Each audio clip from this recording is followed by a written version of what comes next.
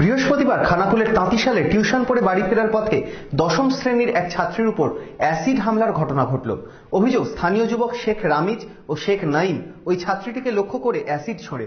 দুজনকেই গ্রেপ্তার করেছে খানাকুল থানার পুলিশ। রাজ্য সরকার প্রকাশ্যে অ্যাসিড বিক্রির উপর বিধিনিষেধ আরোপ করেছে এবং অ্যাসিড হামলার হাত থেকে মহিলাদের বাঁচাতে কড়া পদক্ষেপও গ্রহণ করেছে, কিন্তু বাস্তবে যে তার কোনো প্রতিফলন ঘটেনি তার প্রমাণ পাওয়া গেল খানাকুলের অ্যাসিড হামলার ঘটনায়। টিউশন করে বাড়ি ফেরার পথে অ্যাসিড হামলার শিকার হলো দশম শ্রেণীর এক ছাত্রী। ঘটনাটি ঘটেছে খানাকুলের তাঁতিশাল এলাকায়। জানা গেছে, দশম শ্রেণীর ওই ছাত্রীটি বুধবার সন্ধ্যায় টিউশনি পড়তে গিয়েছিল হেলান এলাকায়।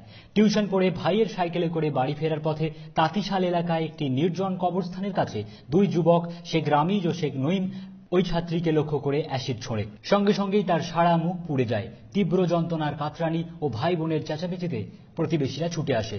অভিযুক্ত যুবকরা তৎক্ষণাৎ সেখান থেকে চম্পট দেয়। স্থানীয়রা এই ঘটনার পর আহত ওই দশম শ্রেণীর ছাত্রীটিকে আরামবাগ মহকুমা হাসপাতালে ভর্তি করে। পরিবারের সদস্যরা থানায় অভিযোগও দায়ের করেন।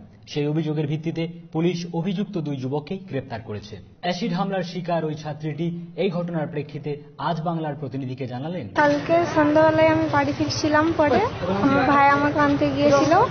তখন আমাদের কবরস্থানের ওইখানে দুটো ছেলে এসে আমার মুখে অ্যাসিডের বোতল নিয়ে মারে। দিয়ে তারপর আমি চেঁচামেচি করতে আমাদের পাড়ার লোকেরা এসে বাড়ি নিয়ে যায়, মুখ ধুইয়ে দেয়। তারপর ডাক্তার দেখাতে নিয়ে গিয়েছিল, তারপর ওখান থেকে থানায় নিয়ে গিয়েছিল, তারপরে ওইখান থেকে হাসপাতালে নিয়ে গেছিল। তারপরে এদিকে তুমি কেন করলো? হ্যাঁ চিনি, আমাদের পাশের পাড়াতেই বাড়ি। কেন এরকমটা করলো, কেন কিছু জানো? আগে থেকে আমাকে ডিস্টার্ব করতো, যেখানেই যেতাম সেখানেই চলে যেত, ডিস্টার্ব করতো রাস্তাতে, প্রচুর আজে বাজে কথা বলতো।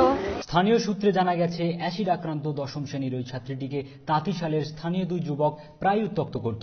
ছাত্রীটি তাদেরকে পাত্তা না দেওয়ায় তারা এই ঘটনা ঘটিয়েছে বলে অভিযোগ। এ প্রসঙ্গে আক্রান্ত ছাত্রীটির মা জানান, তার মেয়ে টিউশন পড়ে বাড়ি ফেরার পথে পাড়ারই দুই যুবক এই ঘটনা ঘটায়। পুলিশকে জানানো হয়েছে। এই ঘটনার জন্য ওই দুই যুবকের কঠোর শাস্তি চাই। ঘটনাটা ঘটেছে, মেয়ে টিউশনি গেছিল, টিউশনি থেকে আমার ছেলেকে আনতে পারতেছিল, আমার ছেলে নিয়ে আসছে, সাইকেলের পিছনে বসে আছে।